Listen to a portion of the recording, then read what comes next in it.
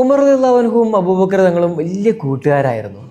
എപ്പോൾ കണ്ടുമുട്ടുമ്പോഴും അബൂബക്കർ റളിയല്ലാഹു ആണ് ആദ്യം സലാം പറഞ്ഞിട്ട് തുടങ്ങുക.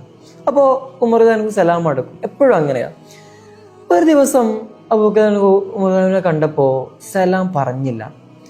അത് ഉമർ റളിയല്ലാഹുവിന് വളരെ വിഷമായി.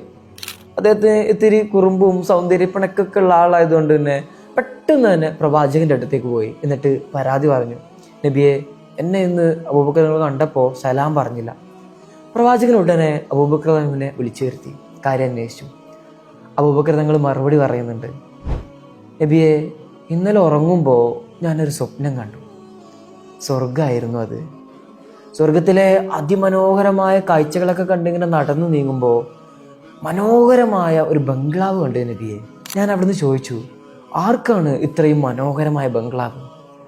അവിടുന്ന് മറുപടി പറഞ്ഞു, രണ്ട് സ്നേഹിതന്മാർ കണ്ടുമുട്ടുമ്പോൾ ആദ്യം സലാം പറഞ്ഞുകൊണ്ട് തുടങ്ങുന്നവർക്കുള്ളതാണ് ഇത്രയും മനോഹരമായ സ്വർഗത്തിലെ ഈ ബംഗ്ലാവ്.